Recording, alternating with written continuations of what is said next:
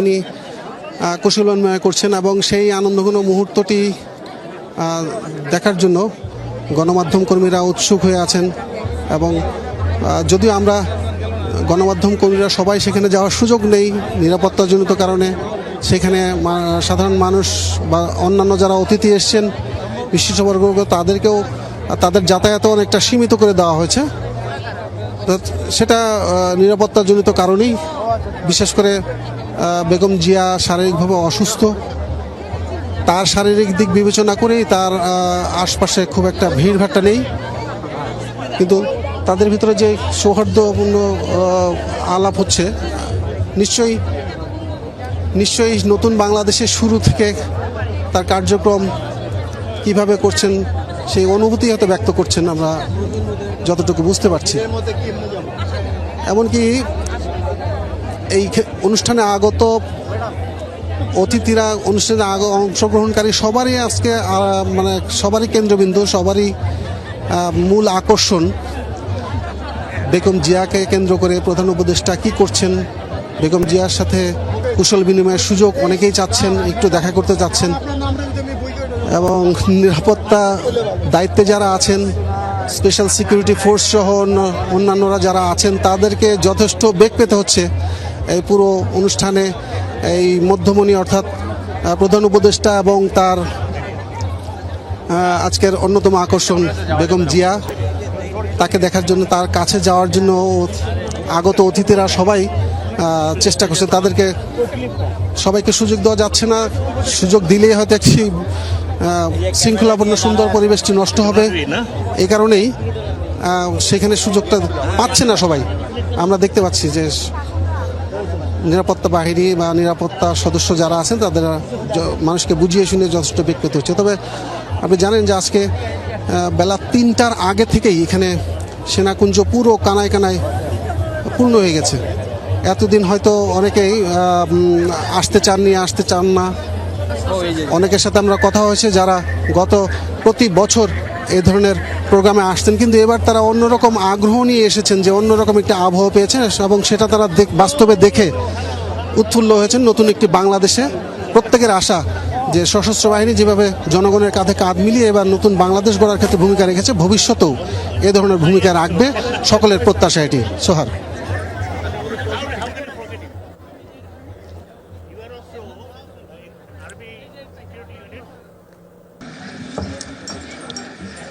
এখন আমন্ত্রিত অতিথিদের চা চক্রে অংশগ্রহণের জন্য বিনীতভাবে অনুরোধ করছি। Now, we would like to request our invited guests to join us in the light refreshment.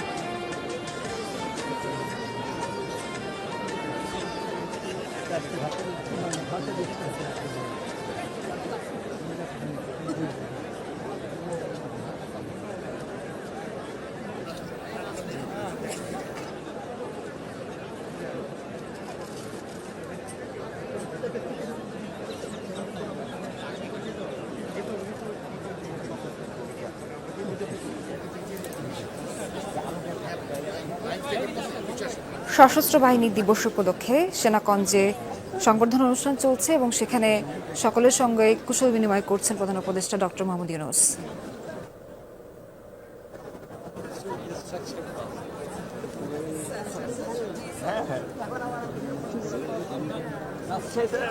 দর্শক, আমরা দেখেছি কিছুক্ষণ আগে ব্রিফ করেছেন, বক্তব্য রেখেছেন প্রধান উপদেষ্টা ডক্টর মোহাম্মদ ইউনূস।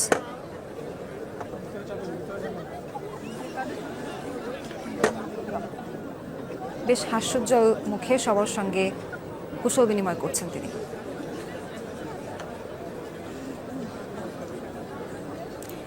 এছাড়াও এই অনুষ্ঠানে উপস্থিত আছেন বিএনপি চেয়ারপারসন বেগম খালেদা জিয়া।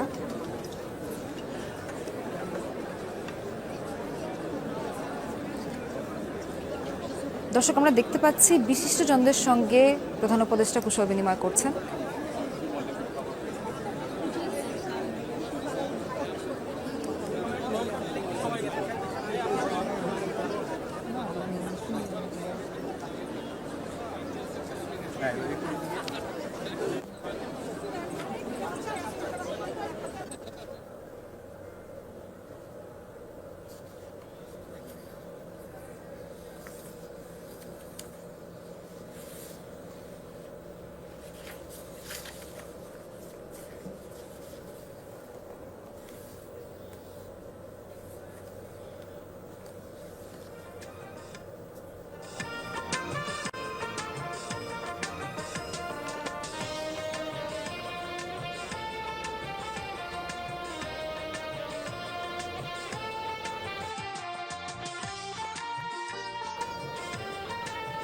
দর্শক, আমরা দেখতে পাচ্ছি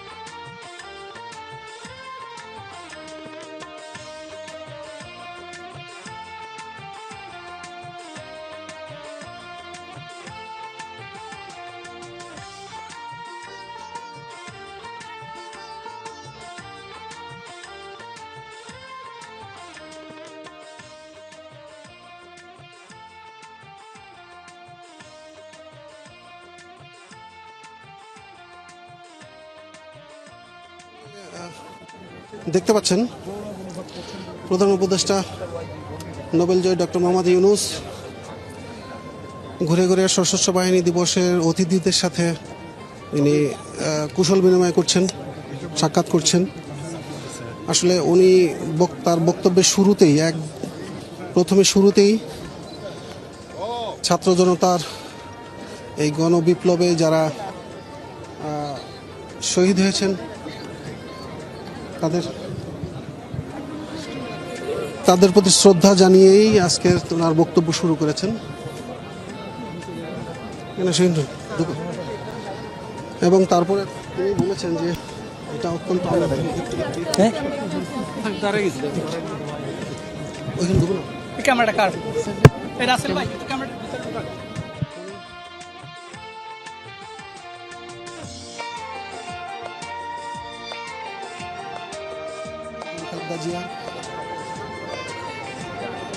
সাবেক প্রেসিডেন্ট জিয়াউর রহমানের স্ত্রী হিসেবে তিনি দীর্ঘ 12 বছর পর এই অনুষ্ঠানে যোগদান করেছেন। এই জন্য তিনি তাকে ধন্যবাদ জানিয়েছেন এবং তিনি নিজেও খুব আনন্দিত এবং ভাগ্যবান বলে পুরো অনুষ্ঠানে সমস্যার উনি জানিয়েছেন। এছাড়াও তার পরপরই যে যারা এই বিশাল এই অনুষ্ঠানে এই বর্ণাঢ্য আয়োজনে যারা আসতে পারেনি তাদেরকে তিনি বাংলাদেশের হিরো বা তারকা হিসেবে উল্লেখ করেছেন, কারণ নাম উল্লেখ করেননি। যে অনেকেরই আসার কথা ছিল, যাদের আত্মত্যাগ, যাদের আন্দোলন সংগ্রামের বিনিময়ে আজকে তিনি এই পর্যায়ে আসতে পেরেছেন, এই দায়িত্ব পেয়েছেন এবং এই সশস্ত্র বাহিনী দিবসের প্রধান অতিথি হয়েছেন। তারা হয়তো আসলে তার আনন্দটা আরও বেশি হতো, এটা তিনি উল্লেখ করেছেন। যারা আসতে পারেননি তাদের প্রতি তিনি গভীর শ্রদ্ধা জানিয়েছেন এবং তাদের বিনিময়ে আজকে নতুন একটি বাংলাদেশ উপহার পেয়েছি সেটা তিনি বারবার উল্লেখ করেছেন। উল্লেখ করে তিনি তার বক্তব্য দিয়েছেন। সশস্ত্র বাহিনীর গৌরবোজ্জ্বল ইতিহাস স্মরণ করে এই নতুন বাংলাদেশ বিনির্মাণে সশস্ত্র বাহিনী আরও কিভাবে এগিয়ে যেতে পারে, দেশের উন্নয়নের, স্বাধীনতা সার্বভৌমত্ব রক্ষার পাশাপাশি যে কোনো দুর্যোগ মোকাবেলা, যে কোনো পরিস্থিতিতে সশস্ত্র বাহিনী যে গুরুত্বপূর্ণ ভূমিকা পালন করতে পারে সেটা তিনি আহ্বান জানিয়েছেন। আবারও আপনি জানেন যে এবারের এই সশস্ত্র বাহিনী দিবসের এই প্রোগ্রামটি খুবই তাৎপর্যপূর্ণ, গুরুত্বপূর্ণ এবং ব্যতিক্রমধর্মী, অনেক দিন পর ব্যতিক্রমধর্মী অনুষ্ঠান। অর্থাৎ প্রায় 12-15 বছর আগে এই ধরনের আনন্দঘন পরিবেশের মধ্য দিয়েই এই ধরনের সশস্ত্র বাহিনীর দিবস পালন হতো, যেখানে সরকারি দলের প্রধান অর্থাৎ প্রধানমন্ত্রী এবং বিরোধী দলীয় নেত্রী বা বিরোধী দলীয় প্রধান তারা পাশাপাশি বসতেন একই অনুষ্ঠানে। দুজনের এই যোগদানের যে রেওয়াজ দীর্ঘদিনের, সেই রেওয়াজটি দীর্ঘদিন ছিল না, প্রায় এক যুগ ধরে সেটা ছিল না, এখনও নেই এই ধরনের পরিবেশ। সেই বিরোধী দল সরকারি দলের যে আনন্দপূর্ণ পরিবেশ সেটি এই মুহূর্তে নেই। তবে যারা এখানে অংশ নিয়েছেন তারা বলছেন যে বিগত এক যুগ পর একটি অন্যরকম আবহাওয়া পাচ্ছে। যেখানে বিএনপি চেয়ারপারসন বেগম খালেদা জিয়া তিনি অসুস্থতার মধ্যেও তিনি এখানে এসেছেন। উনি তার দলের সিনিয়র নেতৃবৃন্দ এসেছেন, বিভিন্ন রাজনৈতিক দলের নেতৃবৃন্দ এসেছেন, সশস্ত্র বাহিনীর বিভিন্ন পর্যায়ের ঊর্ধ্বতন কর্মকর্তাদের তাদের পরিবারবর্গ, শহীদ পরিবার প্রত্যেকেই কুশল বিনিময় করছেন। অন্যরকম একটি পরিবেশ আমরা দেখতে পাচ্ছি যে পুরো সেনাকুঞ্জের যে চত্বরের তিল ধরনের ঠাঁই নেই। আমরা যেদিকে তাকাচ্ছি পুরো প্রাঙ্গণের আনাচে কানাচে লোকে লোকারণ্য। এবং এই সশস্ত্র বাহিনী দিবসের এই সকলের একটি সম্মিলন, সকল পর্যায়ের মানুষের একটি সমাবেশ, সব ধরনের মানুষের একটি সমাবেশ, সেটাই এই সশস্ত্র বাহিনী দিবসের অন্যতম আকর্ষণ। সেই পরিবেশটি সবাই উপভোগ করছে, সবাই সবার সাথে দীর্ঘদিন পর দেখা হচ্ছেন, কুশল বিনিময় করছেন। বিভিন্ন রাজনৈতিক দলের এই সন্নিবেশে বিভিন্ন শ্রেণী পেশার মানুষ একসাথে সমবেত হয়ে যে কুশল বিনিময় করছেন এই সৌহার্দ্যপূর্ণ পরিবেশের মধ্যে দিয়ে। তো প্রধান উপদেষ্টা এখনও কুশল বিনিময় করছেন। তিনি বেগম খালেদা জিয়ার সাথে কুশল বিনিময় করলেন, সেখান থেকে তিনি মূল মঞ্চের দিকে আসছেন। আমরা দেখতে পাচ্ছি এটা সন্ধ্যা পর্যন্ত চলবে, এই অনুষ্ঠান সন্ধ্যা পর্যন্ত চলবে। আপনাদেরকে আমরা ততক্ষণ পর্যন্ত আপডেট দিতে থাকব এবং সর্বশেষ তথ্য আপনাদের জানাবো। সোহাগ,